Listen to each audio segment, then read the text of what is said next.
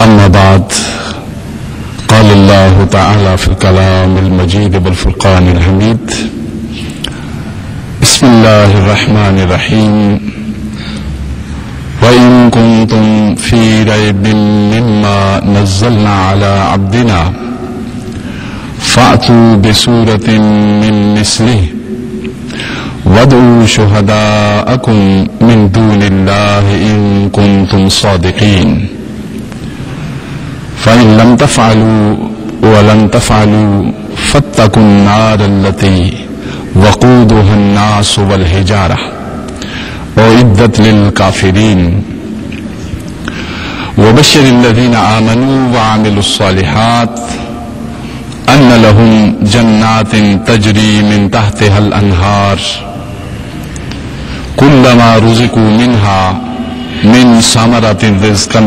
رزقا قالوا هذا الذي رزقنا من قبل وأتوا به متشابها ولهم فيها أزواج مطهرة وهم فيها خالدون صدق الله مولانا العظيم وصدق رسوله النبي الكريم إن الله وملائكته يصلون على النبي يا أيها الذين آمنوا صلوا عليه وسلموا تسليما اللهم صل على سيدنا ومولانا محمد وعلى آله وصحبه وبارك وسلم اللهم صل وسلم وبارك على ذات المحمدية والآل عدد خلقك يا الله يا الله يا رحمن يا رحيم يا حي يا قيوم برحمتك نستغيث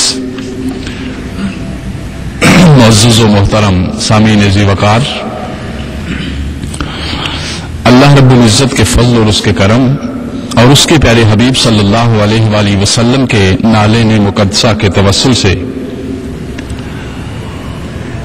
آپ احباب کے سامنے قرآن حکیم فرقان حمید کی سورہ بقرہ کی آیات تلاوت کرنے کا شرف حاصل کیا ہے۔ آیت نمبر 23 سے لے کر ہم نے پچھلے جمعے پہ بھی یہی آیات تلاوت کی تھی، گویا آیت نمبر 23 سے 29 تک ان آیات کے اندر جو قابل توجہ پہلو ہیں جن سے ہمیں قرآن سمجھ میں آتا ہے، تو مقصد تو ہمارا ہے قرآن فہمی، قرآن کو سمجھنا۔ تو جب قرآن سمجھ میں آنے لگتا ہے تو پھر انسان کے ضمیر، جس کو اندر کا انسان کہتے ہیں، اس کو آپ روح کہہ لیں، اس کو آپ آسل باڈی کہہ لیں، اس کو جسم لطیف کہہ لیں، جو بھی شے کہہ لیں آپ اس کو ایک غذائیت ملنے لگتی ہے، اور اس غذائیت سے اس کا جسم توانا ہونے لگتا ہے، طاقتور ہونے لگتا ہے۔ وہ اندر کا انسان جب طاقتور ہو جائے، توانا ہو جائے، تو انسان کے بدن میں جو کاہلی اور سستی اور غفلت ہے وہ ختم ہونے لگتی ہے، یعنی غلبہ شہوات، نیند کا غلبہ، مختلف غذاؤں کے غلبہ، ٹیسٹ، لذتیں جن کے پیچھے انسان بھاگ رہا ہے، اندر کے انسان کے طاقتور ہونے سے جو غلبہ غیر ہے وہ ختم ہوتا ہے اور غلبہ حق حاصل ہوتا ہے۔ اور جب غلبہ غیر ختم ہوتا ہے تو سب سے پہلی چیز یہ ہے کہ انسان کی باڈی، جسم خوبصورت ہونے لگتا ہے، اور پھر اس کی روح خوبصورت ہونے لگتی ہے۔ جو روح کے اندر خوبصورتی پیدا ہونے لگتی ہے، چونکہ اس کو غذائیت ملتی ہے۔ ہر انسان کی آپ کو معلوم ہے غذا جب تک نہ ملے تو انسانی ڈھانچہ، جو انسانی بدن ہے، اس کا تو پورے کا پورا پلستر بگڑ جاتا ہے، ہڈیاں بے ڈول ہو جاتی ہیں، چہرے کی رونق ختم ہو جاتی ہے، رنگت ختم ہو جاتی ہے، آنکھ کی چمک ختم ہو جاتی ہے، جسم کو غذا نہ ملے تو جسم کی حالت غیر ہو جاتی ہے. اسی طرح جب روح کو غذا نہ میسر آئے تو روح کمزور ہونے لگتی ہے. نتیجتاً جب روح کمزور ہو جائے تو شیاطین اور انسانی نفس اس کے اوپر غالب آنا شروع ہو جاتے ہیں. انسانی خواہشات اور انسانی شہوات اور شیاطین اس کے اوپر کیا کرنا شروع کر دیتے ہیں. جب انسانی نفس، خواہشات، شہوات اور شیطان جب ان چیزوں کا غلبہ ہونے لگتا ہے تو یہ انسان کے اندر کی جو حیات ہے، جو زندگی ہے، اس حیات کو، اس زندگی کو مفلوج کرنا شروع کرتے ہیں. آہستہ آہستہ فالج زدہ کر دیتے ہیں. اور جب انسان کے اندر کی روح مفلوج ہونے لگ جائے، روح فالج زدہ ہو جائے، تو سب سے پہلے یہ ہوتا ہے کہ اس کے اندر جو محسوسات کی حصے ہیں وہ ختم ہونا شروع ہوتی ہے. محسوسات جو انسان کے اندر کے حصے ہیں وہ کیا ہونا شروع ہو جاتی ہیں. جب حصے محسوسات کرنے والی ختم ہو تو سب سے پہلا کام یہ ہوتا ہے کہ انسان کے اندر سے انسانی جذبہ ختم ہوتا ہے. جب انسانی جذبہ ختم ہونے لگ جائے تو اگر باپ ہے تو وہ اولاد کی طرف کشش نہیں رکھتا، شوہر ہے تو بیوی کی طرف کشش نہیں ہوتی، بیوی ہے تو شوہر کی طرف کشش، ماں ہے تو بیٹے کی طرف کشش اور رغبت نہیں رہتی، اور بیٹا ہے تو ماں کی طرف کشش اور رغبت نہیں رہتی. آپ نے غور کیا ہے کبھی کہ یہ کیوں ہے؟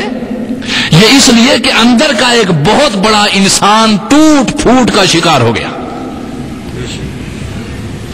اندر کا انسان جب ٹوٹ پھوٹ کا شکار ہو جائے، جب اس کا شیرازہ حیات بکھر جائے، جب اس کا ضمیر مردہ ہو جائے، ضمیر کے مردہ ہو جانے سے جذبہ انسانی ختم ہو جاتا ہے. جذبے کے مفقود ہونے سے محبت و مروت و رواداری چھن جاتی ہے. محبت، مروت، رواداری ختم ہو جاتی ہے. نتیجہ یہ نکلتا ہے کہ انسان کے کام آنے کی بجائے انسان سے بھاگتا ہے، راہ فرار اختیار کرتا ہے. کیوں؟ کہ اس کے اندر کا انسان جس کے اندر جذبہ تھا وہ مر جاتا ہے. ہماری آج مجموعی حالت یہی ہے، یا تو اندر کا انسان مر چکا ہے یا کمزور پڑ چکا ہے. یا تو ہمارے اندر کا انسان مر چکا ہے یا کمزور پڑ چکا ہے. اگر کمزور پڑ چکا ہے تو اس کو طاقتور کرنے کا نسخہ ہم یہ قرآن آپ کو بتا رہے ہیں. اور اگر مر چکا ہے تو اس کے زندہ کرنے کی کوئی ایک طاقت بھی نہیں ہے. اس لیے کہ ایک لمٹ ہوتی ہے انسان کے لیے کہ وہ اپنے جذبے کو صادق بنا لے، اور جب تک اس کے اندر روح موجود رہتی ہے اس کو زندگی اور حیات مل سکتی ہے. سو آئیے اس چیز کی طرف ہم آپ کی توجہ دلانا مقصود ہے کہ قرآن فہمی ضروری ہے. قرآن کو سمجھنا، ہم اور سب کچھ سمجھتے ہیں مگر قرآن کو نہیں سمجھتے. اور جب تک ہم قرآن کو نہ سمجھیں تو ہماری آسٹرل باڈی، جسم لطیف جو اندر کا انسان ہے، چونکہ جذبات تو اسی کے اندر ہے. دیکھیے نا، نیکی کا جذبہ بھی اندر کے انسان کے اندر ہے، جس کو جسم لطیف کہتے ہیں آپ. جی، نیکی کا جذبہ بھی اسی کے اندر ہے، بدی کا جذبہ بھی اسی کے اندر ہے، محبت بھی اسی کے اندر ہے، عداوت بھی اسی کے اندر ہے، سخاوت بھی اسی کے اندر ہے، بخل بھی. آپ کے اندر کئی انسانی قوتیں ہیں. آپ سمجھ رہے ہیں؟ پل بھر میں آپ کچھ، پل بھر میں کچھ، پل بھر میں پرہیزگار، پل بھر میں پارسا، پل بھر میں خیرات کرنے والے، پل بھر میں جپٹنے والے، چھیننے والے، قتل و غارت گری کرنے والے انسان ہی ہیں. مانا کیا ہے؟ اس کا رخ جب صراط مستقیم کی طرف ہوتا ہے تو اس کے اوپر نیکی کے انوار نازل ہونا شروع ہو جاتے ہیں. اللہ الوہی تجلیات اس کے اوپر وارد ہونا شروع ہو جاتی ہے. اور جب تجلیات الہی اس کے اوپر وارد ہونا شروع ہوتی ہے تو وہ اس